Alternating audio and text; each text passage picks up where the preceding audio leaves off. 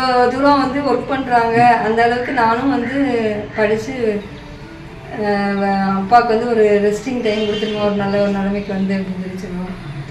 வேலையும் நேசிப்பாங்க, எங்களையும் நேசித்து குடும்பத்தை ஓட்டிக்கிட்டு இருக்காங்க. அவங்க அந்த அவங்களுக்கு ஒன்றும் என்கரேஜ்மெண்ட் ஆகும், ஒன்று அவங்களுக்கு உழைப்புக்கு ஏற்ற மாதிரி இது மழை இதெல்லாம் பார்க்கவே மாட்டாங்க. நம்ம இன்றைக்கி காசு வாங்கி நீட்டி வாங்கணும்னா நம்ம சும்மா இங்கே உட்காந்தா முடியாது அப்படின்னு நமக்கு நிறைய சலுகையும் கொடுத்துருக்காங்க. அது மீறியும் நம்ம சில நேரம் அப்படி உட்காந்து அசால்ட்டாக இருக்கக்கூடாதுன்னு சொல்லி கிளம்பிடுவாங்க. கரெக்டாக நல்ல விதத்தில் நமக்கும் நம்ம பிள்ளைகளுக்கும் அதை வந்து ஸ்பெண்ட் பண்ணணும் அப்படின்ட்டு அந்த ஒரு தாட்டம் அவங்களுக்கு இருக்கும்.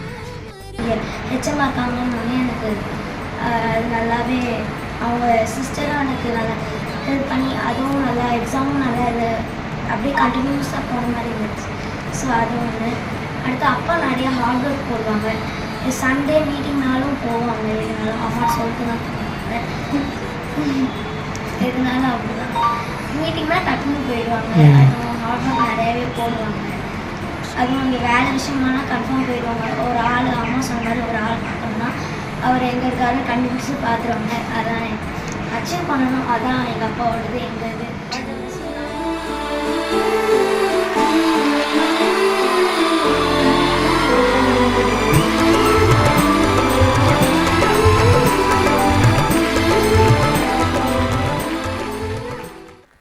Good evening. என் பேர் இஸ்ரேல். நான் வந்து மதுரை எஃப்எம்ஓவாக இருக்கேன். நான் வந்து ஒரு 10 months ஆயிடுச்சு நினைக்கிறேன் நம்ம கம்பெனிக்கு வந்து. சென்னையில் ஒரு 7 மாதம் ஒர்க் பண்ணேன். அதுக்கப்புறம் இப்போ ஒரு 3 மாதமாக நம்ம இங்கே மதுரை பிரான்ச் வந்திருக்கிறேன். இதில் முக்கியமாக சொன்னால் சாருக்கும் மேடத்துக்கும் இன்னொரு தடவை நன்றி சொல்லிடுறேன். ஏன்னா அதுக்கு ஒரு ரீசன் இருக்குது. என்ன ரீசன், இன்றைக்கி நீங்கள் கொடுத்த ஒரு பெரிய ஸ்பீச்சு சார் சொன்ன மாதிரி விதை. என்னை பொறுத்த மட்டும் நான் இங்கேயும் போய் எதையும் பெரியதாக சாதிக்க முடியுமா அப்படின்னா என்னோடய தனிப்பட்ட ஒரு இதில் முடியும் அப்படின்னு நான் நினைக்கல. ஆனால் பட் என்னால் சார் சொன்ன மாதிரி நான் ஒரு விதையை விதைப்பேன்.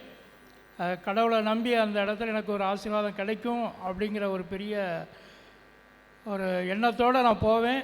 என்னால் முடிஞ்ச அளவுக்கு நான் என்னுடைய கம்பெனியில் எனக்கு எதை சொல்லியிருக்காங்க, எதை பேச சொல்லியிருக்காங்க, எதை நோக்கி நம்ம பயணிக்க சொல்லியிருக்காங்களோ அதை நோக்கி ஒவ்வொரு கஸ்டமர்கிட்டையும் நான் போகும்போதும் அந்த கஸ்டமர் நம்மகிட்ட செவி கொடுத்து கேட்டாலும் கேட்காட்டாலும் சார் சொன்ன மாதிரி நான் ஊனக்கூடிய விதையை வந்து கரெக்டாக அந்த இடத்துல ஊனணும்னு சொல்லி ஊனிடுவேன்.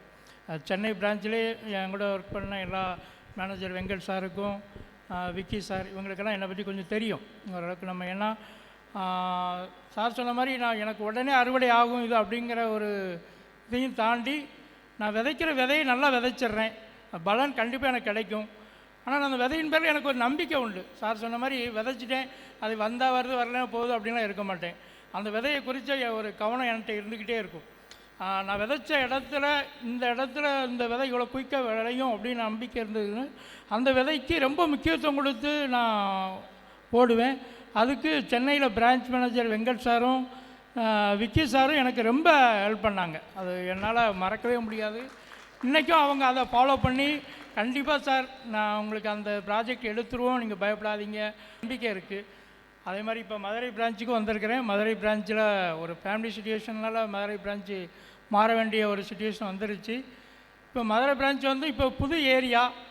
இந்த ஏரியாவில் வந்து எப்படி நம்ம என்ன பண்ண போகிறோம், இது ஒரு ரொம்ப சென்னை மாதிரி இருக்காது அப்படின்னு நான் நினச்சேன். ஆனால் இங்கேயும் விதைக்கும் போது நிறைய விஷயங்கள் வந்து எனக்கு வந்து ஒரு நம்பிக்கை ஊட்டுற விதமாக. இன்னொன்று மேடம் சொன்ன மாதிரி வாழ்க்கையிலனா ஒரு பெயின், நம்ம மனசுக்குள்ளே ஒரு பெயின் இருக்கும். அந்த பெயின் தான் ஒவ்வொருத்தரையும் வாழ்க்கையில் நம்மளை முன்னோக்கி போகிறதுக்கு ஒரு உதாரணமாக இருக்கும். இப்போ 4 பேர் நம்மளை சப்போர்ட் பண்ணி போன்னு தள்ளுறதை விட நமக்குள்ளே ஒரு வழி இருந்தாலும் இந்த வழியை தீர்க்கிறதுக்கு எப்படி நம்ம போராடணும் அப்படிங்கிற ஒரு ஆர்வம் அதிகமாக வரும். அது நிறைய டைமில் என்ன பண்ணியிருக்கேன்னா, நான் சோர்ந்து போன நேரத்திலலாம் எப்போ ட்ரெயினர் எங்கள் ரமேஷ் சார்ட்ட நான் நிறைய பேசியிருக்கிறேன். சார் எனக்கு இப்படியெல்லாம் ஒரு மாதிரி சோர்வு வருது, ஃபேமிலியில் ஒரு ப்ராப்ளம் வருது சார், ஒர்க்கு பண்ணுற இடத்துலையும் இப்படி வருது, ஸ்ட்ரகிள் வருதுங்கும்போது அவர் எனக்கு ரொம்ப ஒரு ஆறுதலான ஒரு வார்த்தையை சொல்லியிருக்காரு. நீங்கள் பயப்படாதீங்க சார், நீங்கள் தைரியமாக போங்க, நீங்கள் செய்ய வேண்டிய வேலையை உண்மையாக நீங்கள் செய்யுங்க, நாங்கள் ஆட்சேபிக்கிறோம், கண்டிப்பாக அதில் ஒரு பெரிய பலனை நீங்களும் அறுவடை செய்வீங்கன்னு சொல்லி ரொம்ப தைரியம் கொடுத்தாங்க. அது மாதிரி கம்பெனிலாம் இன்னும் நிறைய நான் சொல்லணும். சீஃப்ஸ் எல்லாம் என்னுடைய கஷ்டமான ஒரு சூழ்நிலையில் மனோஜ் சார் எனக்கு ஒரு ஒரு வரப்பிரசாதம் மாதிரி ஒரு இடத்துல வந்து கிடச்சாங்க. அது எனக்கு ஒரு அந்த நேரத்தில் ஒரு பெரிய ஒரு கை கொடுத்ததாக இருந்தது. அது மாதிரி பிரான்ச் 2 பிரான்ச்லேயுமே எனக்கு ஃபேமிலி சர்க்கிள் ஆகும்போது தேவையான ஒரு பண உதவி எனக்கு கிடைச்சது. ஒரு ஆபத்தான நேரத்தில், ஒரு இக்கட்டான நேரத்தில் நான் ஒரு கேட்கும்போது எனக்கு மீறி கொடுத்தாங்க. அது எப்படி சொல்கிறேன்னு எனக்கு தெரியலை. எனக்கு அது ரொம்ப நான் உங்களுக்கு நன்றி சொல்லணும்னு நினைக்கிறேன். Thanks. Thanks sir, thanks for coming.